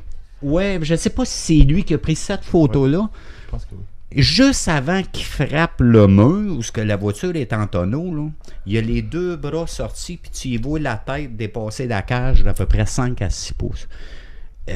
Ce gars-là a été extrêmement chanceux de frapper le mur. Puis je vais essayer de la trouver, mais vous l'envoyer, je vais la poster. Je l'ai dans mes affaires. Puis je vais vous dire, quand vous allez avoir des frissons. Puis Dominique Lucier. Lui aussi, il a eu chaud, hein? Il a eu chaud parce que. Tout le monde pensait qu'il était mort. Oui, ça nous a occupé beaucoup. Puis, son père aussi, il avait les yeux pleins de sang. Ça pas, il s'est sorti lui-même du char, le gars, là. Quand ils sont arrivés là, il était sorti. Ben, moi, c'est ce qu'on m'a dit. Il s'est sorti lui-même du char. Il avait une jambe, un bras.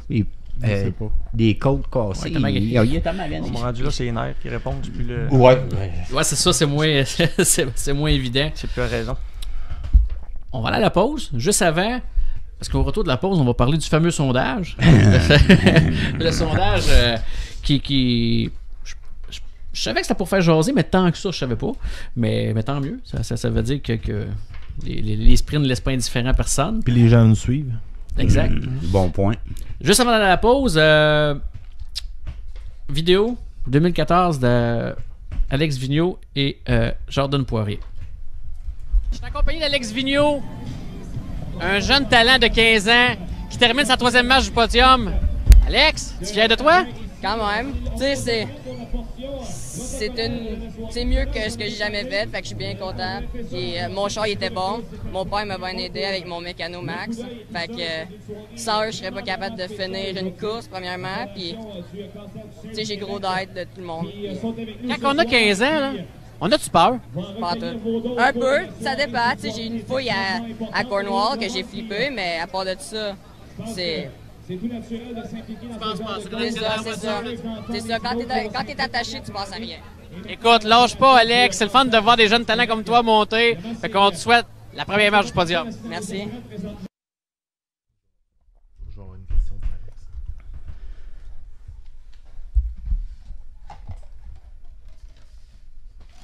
On est de retour. On cherche l'entrevue de Jordan Poirier. Je crois que mon régisseur me dit à l'oreille. En attendant, je vais parler du sondage avant d'aller à la pause. Le sondage la question était, malgré le nombre de catégories de voitures de course aux différents autodromes, seriez-vous en faveur d'y inclure de façon régulière à toutes les semaines la catégorie sprint car? Bon, en regardant les réponses, je me suis aperçu j'aurais peut-être pu formuler différemment la question, parce que la question n'était pas de dire est-ce qu'on rajoute des sprint cars par-dessus le nombre de classes qu'on a en ce moment. La question c'était, si j'avais à reformuler, ça aurait été, seriez-vous prêt à regarder à toutes les semaines des sprint cars aux différents autodromes? Le but, c'est pas de couper des classes, c'est pas rien, c'est de voir si les gens... On le sait, au Québec, on est modifié. Et est-ce que les sprint cars à chaque semaine... Ça me fait rire, ça, qu'on dit ça. On est des gars de modifiés au Québec. Il y a personne qui suit la série Dirt. Il y en a un qui l'a fait, c'est Mario Claire. On parle pas de série touring, là. Spectateur. On parle de spectateur. Ouais, mais tu sais, il me semble que quand c'est ton créneau, qu'on dit, là, il me semble que tu as des gars qui progressent puis ils suivent la série. Les seuls que j'ai connus qui ont fait, toi, tu l'as fait un... pas fait au complet. Non, mais tu l'as essayé en big block. J'ai déjà parti l'année, mais c'est ça qui a un peu, moi, qui a fait ma progression vers les sprints. J'aurais voulu faire la série Dirt, mais il y avait bien trop de courses dans la semaine. C'est pour des professionnels, ça devient dur pour que les gars qui coursent la fin de semaine d'essayer de la suivre. Okay. Mais ça pourrait être un débat là, que les prochaines semaines qu'on pourrait dire, est-ce que si on enlève les modifiés au Québec, on met juste des sprint cars, est-ce que les estrades vont être plus remplies qu'en ce moment? Ils seront pas plus vides. Ça serait un débat. Je garantis ça. Tu marqueras Jake en bas, mais...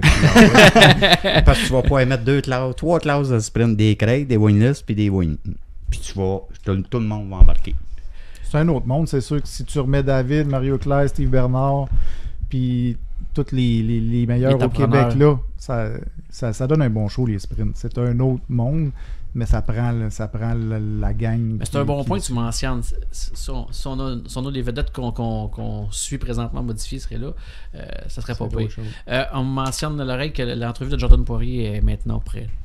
Je suis accompagné de Jordan Poirier. Jordan a une des rares visites ici au RPM Speedway avec la série Lightning Sprint, mais une très belle performance ce soir avec une 3e place. Ah ouais, on est super content de la finale aujourd'hui. En pratique, on n'a pas pu faire le tour. La chaîne, on a eu des problèmes tout le long. En qualif aussi. À la fin de la course, je me compte vraiment chanceux d'avoir fini d'après moi parce que dans le dredge, je pouvais pas peser moitié pédale. Je voudrais remercier toute mon équipe qui a travaillé fort toute la soirée. On a essayé de trouver le trouble, on l'a pas trouvé, mais au moins on a eu une 3e position. En même temps, je voudrais remercier mes commanditaires pompage méga, RG aluminium, stellaire ventilation, fondation 4 saisons. Donc, félicitations pour ta 3e place, Jordan. C'est une belle progression de ta part. On t'a vu graver les classes. Ça va être quoi les prochaines courses? On suit la lignée des poirées, on monte en ISS peut-être plus tard? Ben, c'est sûr que ce serait un rêve de monter en ISS. Je vais juste me concentrer sur les mini-sprints. Une fois que peut-être qu'on va gagner plus de courses, on pourrait monter. On n'est peut-être pas encore rendu au niveau des ISS, mais on progresse bien dans les Lightning Sprint, puis je suis content. Donc, félicitations, Jordan, pour cette 3e place-là, puis on va te souhaiter d'autres podiums d'ici la fin de la saison. Merci beaucoup.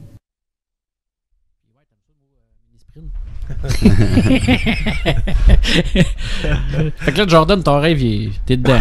Ouais, je pense que je mets un peu de pression sur au-dessus de moi pour peut-être... D'en faire un peu plus. Pas d'en faire un peu plus, mais... Tu sais, je pense que l'échelle qu'on a... J'avais mis comme objectif, c'est sûr que... Tu sais, pour monter de step dans ma tête, il faut que tu domines ta classe. Je pense pas nécessairement dominer comme Simon Couture, mettons, l'avait fait dans le temps, mais je pense être rendu... bien performé. Je pense être rendu à un point que... En tout cas, si t'as pas dominé, là, 9 victoires dans 18 courses, 14 podiums, 15 top 5... Non, je peux pas nier ça, mais... Le plus jeune d'avoir gagné le championnat. Ouais, si c'est pas dominé, ça doit être proche en tabarouette. Mais c'est sûr que ça, c'est tous des points à mon avantage pour dire que je... T'es prêt? Je suis prêt à cogner à la porte. Dire à mon oncle, pour regarde. dire à mon oncle, passe-moi un char. As-tu déjà fait ça, toi? Pour revenir au sondage, je répète la question. Malgré le nombre de catégories de voitures de course aux différents autodromes, seriez-vous en faveur d'y inclure de façon régulière à toutes les semaines la catégorie sprint car? 64% des gens ont répondu oui et 36% ont répondu non. Moi, je suis surpris. Parce que moi, j'ai marqué non pour les 360. J'ai marqué non, mais oui pour les crêpes. Je suis très surpris. Ça prouve que les gens aiment ces voitures-là. Écoute, la fois qu'il y a un show de sprint, les estrades sont pleines. Fait que le show doit être bon. Ça attire du monde. C'est des voitures... Moi, en tout cas, pour moi... Est-ce que c'est la rareté qui fait qu'elles sont pleines? Non, c'est chaud, ça traque. Écoute, pour ceux là, qui ont vu... Moi, je me fais comme devoir à tous les ans d'amener 2 personnes qui n'ont jamais vu de course à terre battue. Je les amène voir des shows de sprint. T'es vends déjà chez vous avant de s'emmener. Non. Puis, gars, il y en a un qui nous écoute à soir, là, mon chum Sébastien Boivin, là, le Boivin d'Amérique. Je l'ai emmené il y a 2 ans. Puis il retombe à tous les ans depuis ce temps-là. Puis il a vu le show à Drummond cette année. Il dit, vous êtes malade, j'ai jamais vu un show comme ça. Puis c'est vrai que ça donne un bon Mais là, show. comme j'aime faire un peu l'avocat du diable là-dedans, ça prend des voitures sprint car sur la piste pour te donner un bon show. Oui. Ouais, on sait ça. Tu peux pas faire. Parce que là, course à 10 chars, c'est pas. Là, présentement, il y a comme une remontée parce que vous avez été une couple d'années que ça a baissé un peu. Ou ce que Steve, on dit tout le temps, t'étais tout seul ou presque dans la catégorie. Dis la vérité, C'est vrai ce que tu dis, mais il y a des raisons en arrière de ça. Puis, tu sais, je veux pas en parler parce que ça va mettre certaines personnes dans le taux, puis c'est pas ça le but. Non, mais on parle juste du spectacle. Il y en a pas question. Parce que j'aime les sprints, je m'en cache pas. Mais j'aime ça faire exprès un peu de dire que ça prend des voitures, par exemple, en sprint. Ben, écoute, regarde, il y a une controverse. Tu te rappelles la fameuse controverse où on est arrivé avec 15 chars à Drummond, là? Puis, il y a 3 gars qui ont donné le show sur la track. Steve, Alain, puis Kevin Ward. Ouais, c'est la meilleure course de sprint que j'ai vue. Une des meilleures qu'on a jamais vues. Puis ça s'est fait dans les 3 derniers tours? 3-4 derniers tours. C'était débile. Trop large, Bergeron en bas, puis Ward il essaie n'importe où, dans le milieu, en haut, en bas. Ça a été débile. Puis tout ce qu'on a entendu parler, il y avait 15 chars. Mais personne n'est capable de dire qui a fini 4, 5, 6, 7, 8, 9, 10. Parce que tout le monde est occupé à regarder ces 3-là parce qu'ils ont donné un méchant show ce soir-là. À Saint-Marcel aussi, je me trompe pas, entre Steve et... Avec Mark Smith. Ah ouais, ça aussi, c'était bon, là. Puis tu sais, mais ce que j'ai aimé de ce journée-là, c'est 2 styles complètement. Tu voyais Mark casser en arrière de Steve. Steve, il rentrait, à sa façon à lui, puis Mark s'emmenait en arrière, puis il était complètement cassé en arrière de son bumper, puis il coupait en bas, puis c'était un bon show. Moi puis lui, on n'a pas le même style partout. On va dire qu'il y a de l'action autour de Mark et sur le gaz. Ah ouais, c'était beau à voir ce course-là. J'ai bien du fun à casser avec. Ah ouais. Est-ce que ça met de la pression, un gars qui est sur le gaz comme ça? Toi qui Ouais, es méthodique? Tu sais, lui est un peu arrivé avec nous moi, j'avais du succès, ça veut dire que j'étais un peu le gars à battre d'un ISS, mais là, t'arrives un gars top calibre, c'est sûr que ça met de la pression. Ça met, chaque fois qu'on a un outsider, tu dis, ah, ben là, tu veux montrer que ça fait un petit challenge. La force de notre club, les gars de Pennsylvanie viennent de temps en temps, ou les gars de mode qui viennent. On a une fierté à essayer que ça soit un gars d'ISS. Là, maintenant, on peut dire que c'est quasiment rendu un gars d'ISS, il vient beaucoup, mais c'est sûr qu'au début, on se disait, on veut lui montrer qu'on a du calibre. Là, corrige-moi, quoi qui me rentre pas bien dans mes oreilles. Là. Tu dis, quand il vient d'outsider, toi, Steve, t'es rien. Toi, quand tu vas ailleurs, toi, les gars se disent, ça va être facile, Poirier est là. Moi, j'étais un outsider quand je suis arrivé, mais là, je suis vraiment rendu catégorisé comme un gars d'ISS. Fait qu'on peut dire que je suis vraiment un gars. Les autres, ils regardent pas que je suis un gars du Québec ou. Non. Je suis un gars de la gang. Mais c'est un peu ça, je veux dire, dans le sens que toi, tu regardes, mettons, Smith, tu dis ouais, là, ce soir, faut pas que j'aille l'air, mais ça peut pas être le contraire. Ça peut pas dire, ouais, faut aller battre Poirier. Les Américains, c'est sûr qu'eux autres. Quand ils viennent disent, non, mais même quand nous, on est arrivés, c'est sûr qu'il y aurait peut-être. Si tu parles du côté plus, bon, ben, on voudrait qu'un Américain gagne contre un Québécois, mais il reste que dans le. On a 10-15 réguliers, mais ce noyau solide-là qui suit tout le temps les ISS, quand il arrive les Friesen, Larry White, McMahony qui suit un peu, là, Mark Smith ou Lucas Wolf qui a coursé un peu avec nous autres cette année, tu te dis, il y a tout le temps une petite comparaison entre un gars d'ISS et un outsider. On dirait que les gars lèvent le game d'un cran. C'est normal aussi. Oui, ben je pense que oui, parce que la compétition pousse. Exact. La compétition te pousse à aller plus vite. Course avec les meilleurs, tu vas devenir meilleur. Smith a aidé. Oui, un peu. Et Steve, cette journée-là, il laissera rien de côté, mettons. Là. Que ça s'aille Mark, que ça s'aille Lucas. Il pouvait pas rester dans ses pantoufles. Non, il peut pas. Il peut pas. Moi j'ai une question pour les deux gars de sprint. Dans quel état aux États-Unis où est-ce qu'il y a le plus de pilotes performants? C'est-tu en Pennsylvanie? Le gars de sprint? Ohio, Pennsylvanie. Pennsylvanie, vraiment fort. Californie, c'est parce qu'on le connaît pas. Californie, c'est complètement une autre sorte de piste. Mais il y a des. Pennsylvanie à Pouce. Mais si tu regardes au Texas, t'as pas mal tous les gars de la SCS, comme Sam Haferty, puis des gars de même qui sont pas mal les meilleurs. Il y a Swindle. Pas Jeff Swindle qui course là-dedans ou. Encore, ouais. Ben, on est allé au Short Track National, le calibre, il y en a des bons. La Pennsylvanie, ce qui arrive, c'est que c'est vraiment concentré. Il n'y a presque pas de 360. Il y a le URC qui n'arrache un petit peu. Ouais. Les anciens URC qui venaient ici avant la série ESS. Le club a de la misère un petit peu. Ils partent une série non-wing cette année avec les URC. Ils ont déjà une couple de dates de signer, je pense, de Big Diamond et des plus petites tracks. Mais URC vont-tu rester quand même une association avec des wings? Oui, faire des courses de Ils font les wings? deux. Ils font les deux, ils vont mélanger. Mais on parle pas souvent de l'Ohio, mais l'Ohio, c'est Eldora, c'est Sharon, c'est... Mais la Pennsylvanie, puis ce qui arrive aussi, Pennsylvanie, c'est que les gars coursent... Les gars à Pennsylvanie, tu peux courser pas loin de 100 soirs en 410 sans sortir de quelqu'un qui est un peu central, mettons Mechanicsburg ou ce qui est Williams Grove. T'as Port, puis t'as Susquehanna. Ouais, Susquehanna, il y a quelques courses. L'autre, c'est le Lincoln. C'est à peu près 1h30 de route, mettons, là, et tu courses. Mais c'est principalement 410. C'est juste 410. Oh. Okay. Il y a un petit peu de URC à travers de ça. Puis c'est des pistes qui sont excessivement rapides. Les gars courent là réguliers. Il y a des gars à Williams Grove, là, ça a des budgets pas loin pour faire les hâtes-là. Mais ils n'ont pas besoin de voyager. Fait que les hâtes-là débarquent là avec le grand bottine, mais des fois, ils ont de la misère parce que les gars sont tellement dominants, sont tellement performants. À un moment donné, c'est sûr qu'ils... Des gars comme Steve Smith, Dietrich et Odnett, Greg Odnett, Brent Marks qui cette année commence avec les Outlaws. Là. Tu sais, ça commence à être des méchants gars. Là. On parle de 410. Ça fait encore partie de tes pensées? Je me suis fait offrir une rail 410 cette année. Puis c'est comme impossible pour moi. Je suis pas prêt à lâcher ma job pour aller courser. C'est tout en Pennsylvanie. On a 5-6 courses à notre portée. Je suis pas sûr que j'étais prêt à me passer une année tough, une année vraiment tough, puis de voyager autant. Puis, fait que je mets ça de loin. À un moment donné, qui reviendrait avec 10 courses dans le nord-est. T'as-tu un petit bout de réflexion quand même à savoir où t'étais catégorique? J'y ai pensé. C'est une belle offre, là, 2 chars, 2 moteurs.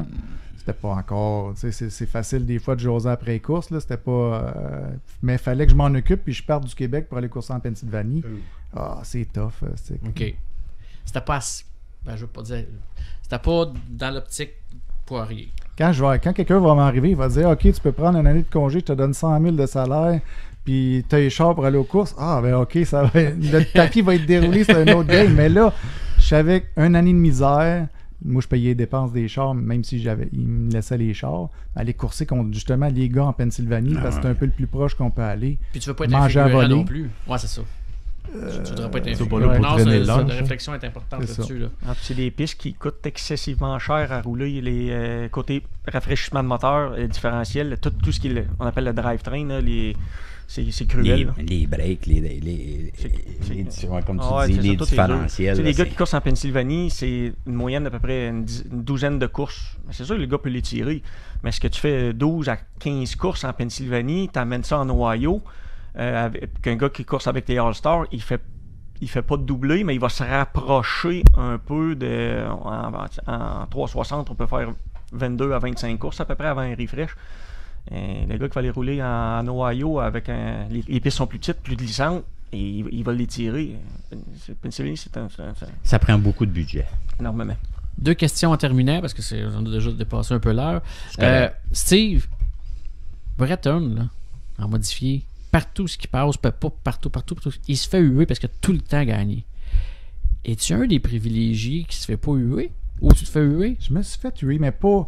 Nous autres, on dirait qu'on est un petit peu une série touring. Ça veut dire qu'on n'a pas les mêmes chances à toutes les semaines qui sont là.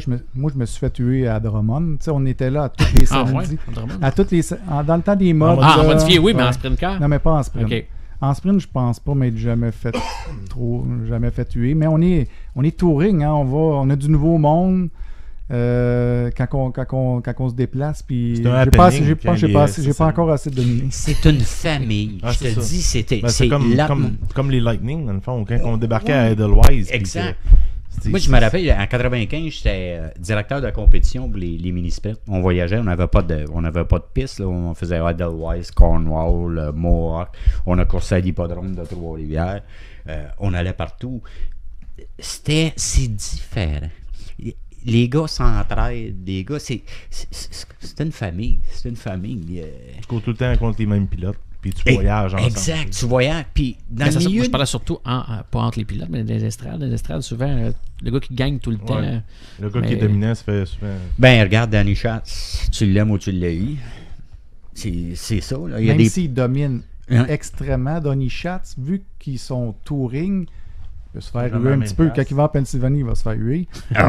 En général, il se fera pas trop huer, même si il a poussé le calibre de... Puis ça me porte à penser, Steve Kinzer, il a-tu passé à travers ça? Parce qu'il était un bout qui était pas battable, là. Il y avait Sammy Swindell. Il y a Sammy Swindell. Ouais, Sammy, c'est plus... c'est plus parce que c'est un... Ouais, exact. C'est un personnage assez spécial. Oui. En terminant, on a parlé du sondage, mais y a-t-il un avenir, le sprint, au Québec? Moi, je vous laisse parler parce que j'ai une opinion là-dessus. Là, moi, je suis embarqué dans les sprints parce que c'était un peu un happening qui arrivait au Québec. Puis j'ai aimé ça aussi. Je me rappelle quand on coursait en mode, la série Dirt venait, puis la semaine d'après, qu'il y avait la course du programme régulier avec la moitié moins de monde des estrades, je trouvais comme c'était silencieux, puis je trouve que c'était éteint.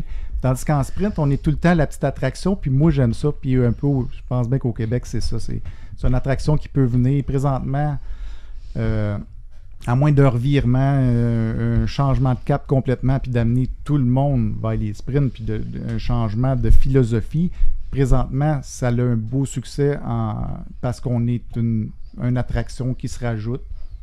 J'ai une question là-dessus. Tu vois-tu une classe crête? Oh, la classe crête, par exemple, c'est une autre chose.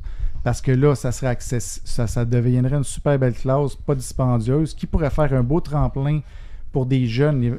Parce que là, c'est difficile de sauter en sprint 360. Pour l'équipement, se pratiquer, le nombre de courses que tu peux faire, ça c'est une autre chose qui pourrait être des pistes, des courses régulières sans avoir un énorme budget pour les promoteurs. Puis ça pourrait être bien pour notre sport. Mais Steve Poirier, courrait-tu en crête? Après non, avoir connu, moi, j'aurais pas d'intérêt à courser là-dedans. Ça veut dire que ça serait plus une série de développement pour... C'est exactement ça mon point. On n'a pas de tremplin pour arriver au sprint. Tu sais, si on regarde la taille battue au Québec, il y a Andrew Ranger qui est sorti d'ici. À part de ça, là, il y a Steve qui a dominé, qui a passé des modes gros blocs au sprint, puis qu'il a fait sa marque. Mais à part de ça, j'en connais pas, là. Puis toi, Alex, Jordan? C'est sûr que ce serait une super belle classe. Le Lightning offre quand même un beau tremplin, mais là, c'est sûr que quand tu veux passer d'un à l'autre, il faut que tu rachètes une nouvelle voiture au complet, un nouveau moteur. Déjà, nous deux, on est chanceux d'être dans notre position actuelle, mais c'est sûr que ça l'aide quelqu'un d'autre, mettons, qui fait une ou deux belles années en crête. C'est plus encourageant de sauter au moteur, puis là, les gars, quand ils viennent rouler, tu fais une coupe de show, là, tu sors à Mohawk, tu sors à Airborne. C'est sûr que ça commence à être plus intéressant s'il y avait ça dans le coin. Sauf qu'encore là, tu pars une catégorie pour en diminuer une autre. Mais c'est normal, puis c'est normal. Regarde, on a passé des minounes, late, puis mode à cette classe. Puis moi, je l'ai toujours dit, le temps fait une purge. Il y a des affaires qui sont en mode, puis il y a des affaires qui, à un moment donné, ils passent. Mais au niveau budget, puis ce que ça coûte aujourd'hui une voiture de course, je vous garantis qu'un sprint crate, c'est l'affaire la plus cheap. Parce que toi, faut que tu défendes un peu ta cause. Oui, moi j'ai rien. Non, mais je veux pas. Sauf que. Je sais pas si on embarquait, mettons, tu sais, puis déjà là, qu'on dit que les Québécois, c'est pas des gars de wing. C'est des gars de modifiés, c'est des gars de Bicknell, Trailleur, Théo. C'est du monde de même. Tu sais, on s'en cachera pas, là. C'est pour ça que quand les sprints viennent, tu sais, Drummondville annonce les sprints, les gros blocs. C'est ces deux grosses, plus grosses soirées de foule. Je sais pas si on mettrait... mais pas toutes les semaines. Un sprint crate, moi je dis que t'embarques un sprint crate, puis t'embarques Alex, puis Jordan avec leur Lightning, puis d'après moi, ils passent à côté. Solide. Solide. Fait que tu sais, je sais pas si c'est. Faut quand même que les sprints restent des marchands de vitesse. Ah, ça écoute. C'est assez vite un crate, là. La classe crate, mettons, roule, mettons, probablement à la même vitesse que les Lightning Sprint. Mais c'est juste une question de marché puis de. Ouais, ça j'avoue que pour faire le tremplin au niveau ESS, mais y a-tu bien du monde qui sont prêts à, comme vous deux, investir dans une voiture 360 puis faire la série ESS au complet? Non, ben, il y aurait plus de chances d'en avoir, mais il en sortirait juste un par 2 ans probablement. C'est sûr que c'est limité. L'accès à vouloir se déplacer autant, c'est pas facile. Non, moi, le but derrière ça, c'est la vitesse versus le prix que ça coûte. Parce que quand tu n'accroches pas avec un sprint, ça coûte moins cher qu'un mode. Ça coûte rien. Tu sais, quand un baril de méthanol, c'est 200$, tu fais la fin de semaine. Ça coûte quoi un baril de gaz en mode? T'en passes quoi, 2 dans ta fin de semaine? Non. Ben, si tu fais 2 courses de Santo, tu dois passer 2 barils certains. Oh, mais plus en 2017, parce qu'on n'a plus de grands Santo, là. Ah, on n'a plus, là! On a juste 3,25 tours. Mais là, le gaz est terminé pour ce moment. Ah, parce que là, on vient de me dire à l'oreille, la pizza est prête. Ah, ouais! C'est le moment qu'il l'a fait. Écoute, merci beaucoup, Steve, Jordan, Pat et Alex d'être venus ici. Je vous souhaite une excellente saison. Toi, Steve, tu vas reprendre. Là, plus la barre est haute à chaque année.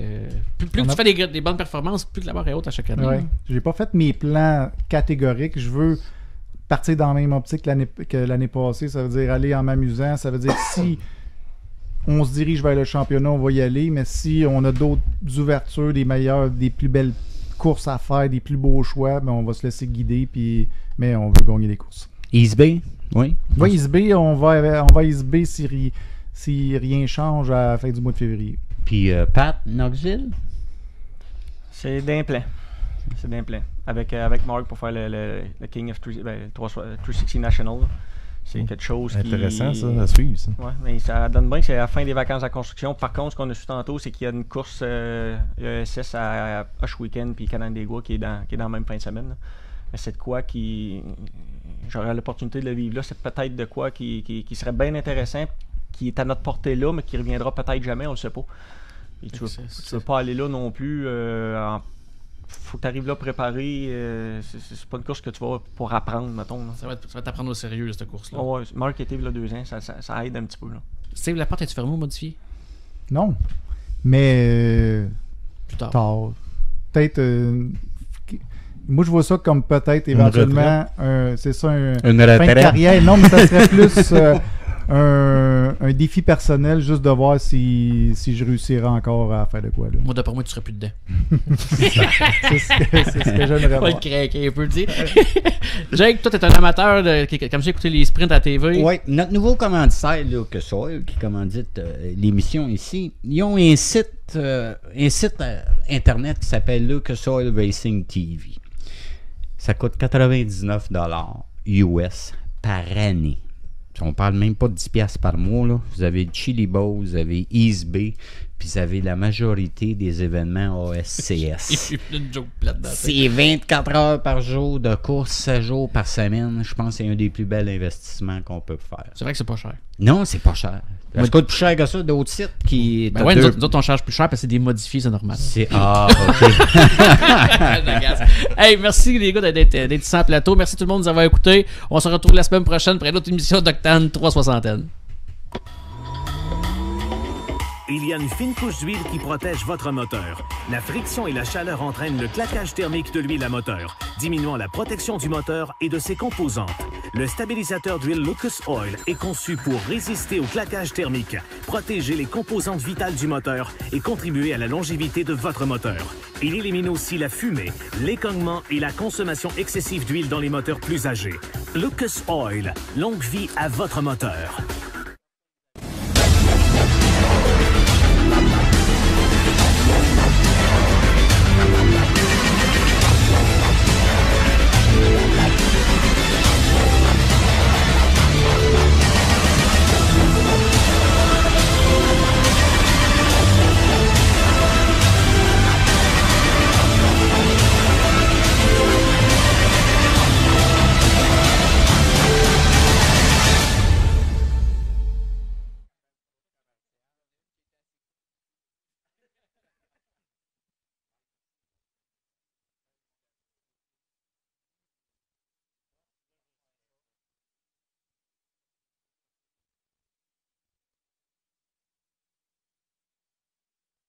Dans la vie de tous les jours, dans nos gestes quotidiens, on a souvent l'impression d'être à des années-lumière d'un circuit de course automobile. Mais pas chez Lucas. Notre expérience de course et notre technologie vous suivent partout, à tous les jours, dans chaque bouteille, peu importe ce que vous conduisez. Les huiles Lucas sont conçues pour tirer la meilleure performance de votre véhicule. Partagez la confiance qu'inspirent les huiles Lucas chez tous nos pilotes. Lucas Oil, une expérience de course qui vous accompagne en tout temps.